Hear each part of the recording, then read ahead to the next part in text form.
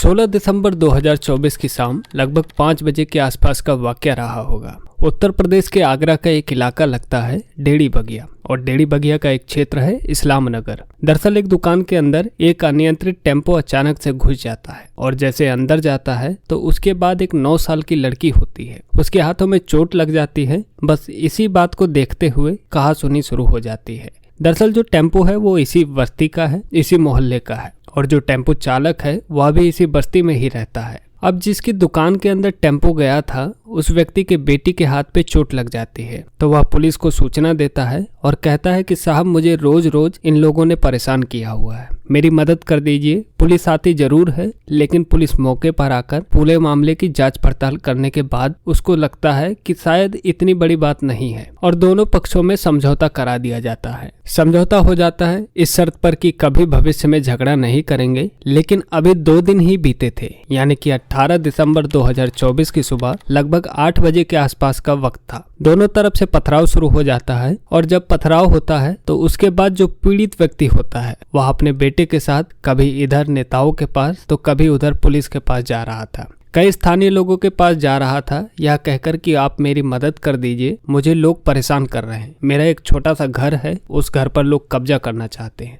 जब कोई नहीं सुन रहा था तब उस व्यक्ति ने अपने इस घर को, इस जगह को छोड़ने का फैसला कर लिया और यहाँ से वह निकल जाता है। कोई नहीं जानता था कि जहाँ पर वो गया है उसके जाते ही वहाँ पर 5 कत्ल हो जाएंगे। लेकिन जैसे ही 5 कत्ल होते हैं इसकी गूंज पूरे इंडिया में फैल जाती है। एक तरफ लोग नए साल का जश्न मना रहे थे, दूसरी तरफ सोशल मीडिया पर एक खबर तैरने लगती है कि एक ही घर के 5 लोगों की हत्या हो जाती है। आज की इस कहानी के माध्यम से जानने और समझने की कोशिश करते हैं कि आखिरकार नए साल के जश्न की उस संध्या को जो 5 कत्ल की इबारत लिखी गई थी उसके पीछे की वजह क्या थी। नमस्कार, मेरा नाम सौरभ शर्मा है। आज की जो सच्ची घटना मैं आपको सुनाने जा रहा हूँ यह सच्ची घटना है उत्तर प्रदेश की राजधानी लखनऊ की। लखनऊ का एक थाना लगता है नाका। दरअसल नाका क्षेत्र का 4 बाग रेलवे स्टेशन के ठीक सामने एक होटल है जिसका नाम है सररजीत होटल। उसके कमरा नंबर 109 में एक लड़का जिसकी उम्र लगभग 25 साल के आसपास रही होगी वो निकलता है और सीधा थाने पहुंचता है। थाना जाने के बाद अभी न यहाँ पर अधिकारी ठीक से आए हैं और ना ही दूसरे पुलिस वाले ठीक से आए हैं, क्योंकि रात भर ड्यूटी की हुई है और समझ नहीं पा रहे थे, क्योंकि ज्यादातर लोग अगली सुबह जल्दी से उठे भी नहीं थे।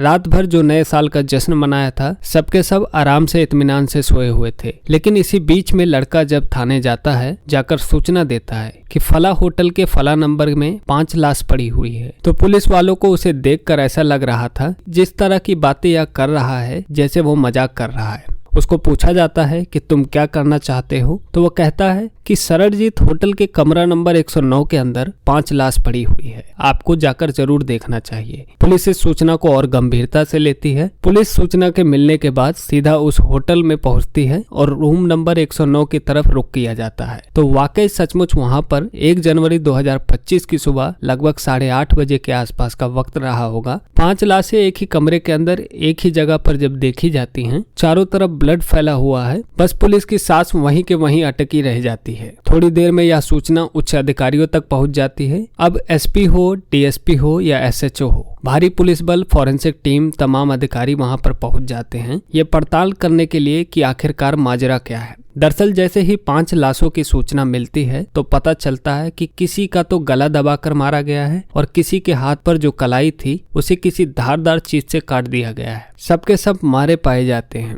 अब इस कहानी के बारे में जब जानने की कोशिश कर रहे थे तो पता चलता है कि ये जो परिवार है वो उत्तर प्रदेश के आगरा इलाके का थाना ट्रांस यमुना और ट्रांस यमुना थाना क्षेत्र का इलाका लगता है डेढ़ी बगिया, वहीं का मोहल्ला बस्ती है इस्लाम नगर। दरअसल ये वहाँ के रहने वाले हैं। जिस परिवार का जो मुखिया है जिसका नाम मोहम्मद बदर उर्फ बदरुद्दीन, जिसकी उम्र लगभग 50 साल के आसपास रही होगी। उसकी पत्नी है जिसका नाम आसमा है, जिनकी उम्र लगभग 40 वर्ष के आसपास रही होगी। सबसे बड़ा बेटा है जिसका नाम अरशद है, जिसकी उम्र 24 साल है और इसके बाद उनकी बेटी है जो सबसे बड़ी है जिसका नाम आलिशा है, इनकी उम्र 19 वर्ष। दूसरे नंबर की बेटी रहीमन जिसकी उम्र 18 वर्ष और तीसरे नंबर की बेटी अक्षा जिसकी उम्र 16 वर्ष है और चौथे नंबर की बेटी आलिया जिसकी उम्र मात्र 9 वर्ष है। ये जो महिलाएं हैं इस घर की यानी कि 4 बेटियां और पत्नी उनकी लाशें पड़ी हुई हैं। बेटा मौके पर ही था जिसके द्वारा बताया जा रहा था, दावा किया जा रहा था कि थाना नाके में वही जाकर सूचना देता है, लेकिन जो घर का मुखिया है जिसका नाम मोहम्मद बदर उर्फ बदरुद्दीन है वह कहाँ है उसके बारे में पूछा जाता है तो पता चलता है कि वह चारबाग रेलवे स्टेशन की तरफ गया है। अब यहाँ से कहाँ गया है ऐसा दावा किया जाने लगता है कि वह अभी अपनी जान देने के लिए गया है। जान क्यों देना चाहता है, आखिरकार वजह क्या है? जब लड़के से बात की जाती है, पूछा जाता है तो कहता है कि यह सब कत्ल मैंने ही किए हैं और पिता इसमें शामिल थे, यानी कि पिता ने और बेटे ने दोनों ने मिलकर 5 कत्ल कर दिए हैं, 4 बहनों और एक उनकी माँ। अब जब इसके बारे में पूछा जाता है तो दरअसल मोहम्मद बदर उर्फ बदरुद्दीन जो होता है वह उसका बेटा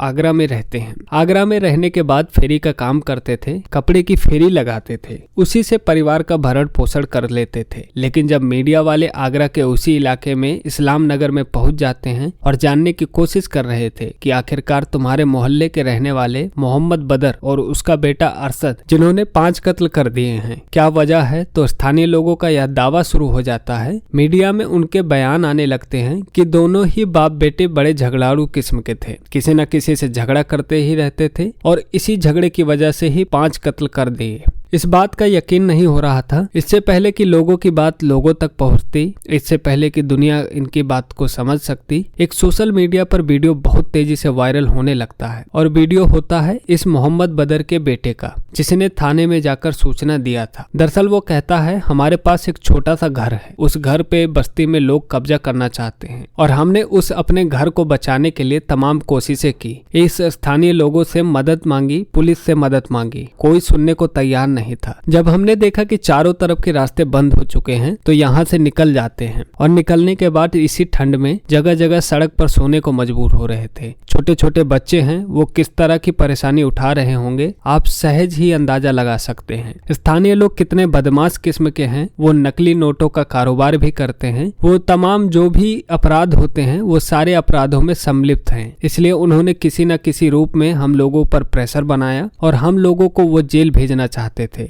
यदि हम लोगों को यानी कि बाप और बेटे को वो जेल भेज देते हैं तो उनकी 4 बहनें हैं, उन 4 बहनों से वो गंदा काम कराएंगे, उनको किसी न किसी जगह पर बेच देंगे, वो गंदा काम करने के लिए मजबूर हो जाएंगे। इसलिए सोचा कि यहाँ से निकलते हैं। जब स्थानीय यानी कि आगरा से वो निकलते हैं तो कह के जाते हैं कि हम लोग अजमेर शरीफ जा रहे हैं। अजमेर शरीफ जाते हैं या नहीं जाते हैं यह तो खैर इसी जांच के बाद ही स्पष्ट हो सकेगा। लेकिन 30 दिसंबर 2024 को वो लखनऊ के नाका थाना क्षेत्र के एक होटल जो सरलजीत लगता है उसके रूम नंबर 109 में रुकते हैं। 30 तारीख को रुकते हैं, उसके बाद फिर अगला दिन आता है यानी 31 दिसंबर 2024 आता है और 31 दिसंबर दिन भर वो ठीक ठाक था। लेकिन जब शाम का वक्त होता है तो शाम के वक्त उन्होंने बाहर से खाना मंगाया, खाने के साथ साथ शराब भी मंगाई जाती है। ऐसा मीडिया रिपोर्ट में आता है कि जो लड़कियां और माँ है उनको भी शराब पिलाई जाती है। शराब पिलाने के बाद किसी के मुंह में कपड़ा ठूस दिया जाता है तो किसी को वैसे शांत कर दिया जाता है। अब इनको मारना था, इनका कत्ल करना था, तो जो चीख न सके, चिल्ला न सके, इसलिए उनके मुंह में कपड़ा ठूस दिया जाता है और किसी का गला दबाया जाता है तो किसी के हाथ की कलाई काट दी जाती है ताकि इससे ब्लड भारी मात्रा में बाहर बह सके और जाहिर सी बात है कि वो मर जाएंगे। जब दिन निकलता है तो दिन निकलने के बाद मोहम्मद बदर तो रेलवे स्टेशन की तरफ चला जाता है या कहते हुए कि मैं अपनी जान देने के लिए जा रहा हूँ, और बेटा भी शायद वो भी अपनी जान देने की कोशिश कर रहा था या जान देना चाहता था, लेकिन वो शायद अपनी इतनी हिम्मत नहीं जुटा पाया, इसलिए सीधा पहुंच जाता है पुलिस स्टेशन और पूरी कहानी जाकर बयां करता है। साथ ही उत्तर प्रदेश के मुख्यमंत्री योगी आदित्यनाथ से अपील करता है कि जिस तरह से आप कार्रवाई कर रहे हैं आप ऐसे ही कार्रवाई करिए और जो जमीन का टुकड़ा है जिस पर झगड़े की संभावना बनी हुई है, जिस पर कब्जे की बात बनी हुई है, उसे हम मंदिर की ट्रस्ट को देना चाहते हैं। उस पर मंदिर बना दिया जाए और हमारे यहाँ जो भी दुख तकलीफ है इसको दूर किया जाए। जो भी हमें परेशान कर रहे थे, हमारे घर वालों को परेशान कर रहे थे, उनको किसी भी कीमत पर बख्शा न जाए।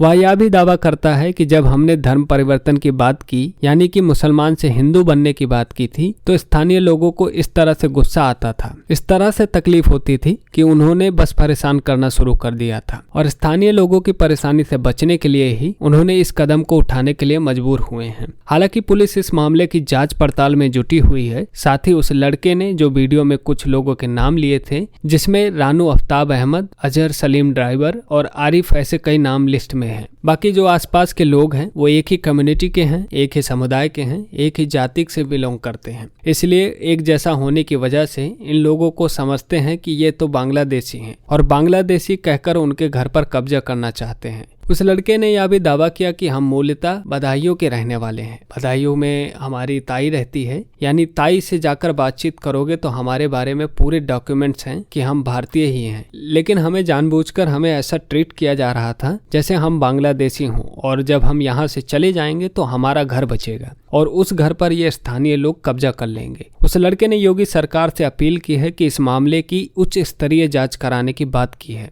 हालांकि पुलिस इस मामले की जांच पड़ताल में जुट गई है, ये देखने के लिए कि आखिरकार इस मामले की असली वजह क्या है। हालांकि उस लड़के ने यह भी स्वीकार कर लिया है कि उसने अपने पिता के साथ मिलकर अपनी 4 बहनों और मां का कत्ल कर दिया है और इसकी सजा तो खैर उसको मिलेगी ही, लेकिन उसको इस बात पर ऐसा करने के लिए किसने मजबूर किया है। पुलिस को इसकी भी जांच करनी चाहिए। साथ ही पुलिस को यह भी जांच करनी चाहिए कि आगरा की उस पुलिस ने आखिरकार यह सूचना, जो कि प्रथम सूचना मिलती है 16 दिसंबर 2024 की शाम 5 बजे के आसपास, उसे गंभीरता से क्यों नहीं लिया। 18 दिसंबर 2024 की सुबह जो 8 बजे सूचना मिलती है, उस खबर को इतनी गंभीरता से क्यों नहीं लिया। वो कौन नेता थे जिनके पास जाकर वो अपने परिवार से रहम की भीख मांग रहे थे, बचाने की अपील कर रहे थे। आखिरकार उन्होंने मदद क्यों नहीं की। इस मामले की प्रत्यक्ष जांच होनी चाहिए, एक एक पहलू की जांच होनी चाहिए और जो भी दोषी हैं उनके खिलाफ कड़ी से कड़ी कार्रवाई भी होनी चाहिए।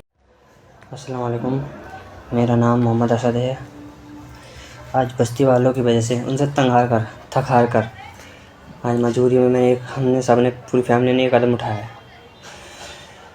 आज अपने हाथ से अपनी बहनों को और अपने आप को मारा है मैंने। जब पुलिस को एक वीडियो मिले तो आप एक बात जानिए, इस सब चीज़ों की जिम्मेदारी बस्ती वाले हैं। उन्होंने हमारे घर छीनने के चक्कर में न जाने कितने हम लोग जुल्म करे। हमने आवाज़ उठाई लेकिन हमारी किसी ने न सुनी आज तक। इसलिए मजबूरन आज हमें 10-15 दिन हो गए फुटपाथ पर सो रहे हैं, ठंड में भटक रहे हैं। हम बच्चों को ये नहीं चाहते बच्चे ठंड में भटकें। हमारा घर इन्होंने छीन लिया है, मकान के पेपर्स हमारे पास हैं और जो हम मंदिर का नाम करना चाहते थे, अपना धर्म परिवर्तन करना चाहते थे, इसलिए हमने कागज़ सारे अपने पास रखे हुए हैं।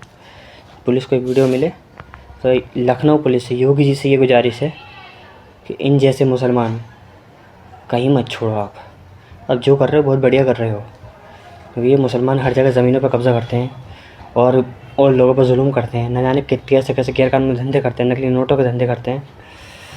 हमने बहुत इनके खिलाफ़ कार्रवाई करने की कोशिश करी, हम नहीं करवा सके। और हमारी मौत के ज़िम्मेदार सबसे मेन जो इंसान है वो पूरी बस्ती है। और उससे मेन जो इंसान है रानू और आफ्ताब अहमद, अलीम खान, सलीम ड्राइवर, अहमद, रानू, आरिफ, अजहर और इसके और रिश्तेदार हैं जो ऑटो चलाते हैं और भी उसके गली में रिश्तेदार रहते हैं। भड़बूज आए हैं ये लोग बहुत बड़ा भूमि माफिया गैंग चलाते हैं, इसमें लड़कियों को बेचते हैं। इन लोगों का यही प्लान था कि हम लोगों को जेल पहुंचा के हमें दोनों को किसी भी प्लान झूठे इल्ज़ाम में जेल पहुंचा कर हमारी बहनों को हैदराबाद में लड़के सप्लाई करता है एक सामने घर के सामने वाला, उसके हाथों हमारी बहनों को बिकवाना। भैया हम ये नहीं चाहते थे, इसलिए मजबूरन आज हमें इस वक्त 2 बजे का टाइम हो रहा है तकरीबन, मजबूरी में अपनी बहनों को मैं गला दबा के हाथ के नस काट के मारना पड़ा। इस तरह की सोशल मीडिया पर एक तरह की आवाज उठ रही है और इस 5 कत्ल की सूचना से पूरा उत्तर प्रदेश ही नहीं बल्कि पूरे भारत के लोग सन्न रह गए, सोचने पर मजबूर हो गए हैं कि एक तरफ तो लोग नए साल का जश्न मना रहे हैं, दूसरी तरफ लखनऊ से 5 लोगों की कत्ल की सूचना मिलती है, तो वाकई ही कोई भी हिल सकता है। दोस्तों, इस पूरे घटनाक्रम को सुनाने का उद्देश्य किसी को परेशान करना नहीं है, किसी का दिल दुखाना नहीं है, बल्कि आपको जागरूक करना है, आपको सचेत करना है। वैसे जाते जाते आप सभी को नए साल की बहुत बहुत शुभकामनाएं, बहुत बहुत मुबारकबाद। आप लोगों ने जो नए साल को लेकर बहुत सारे सपने बुने होंगे, आपके उस सारे सपने पूरे हों और कुछ पॉजिटिव थिंकिंग के साथ आगे बढ़ना चाहिए, कुछ आगे बेहतरीन करना चाहिए। आप सब लोग अपना ख्याल रखें, सुरक्षित रहें। मिलते हैं हम आपसे किसी दूसरे एपिसोड में। अभी के लिए धन्यवाद।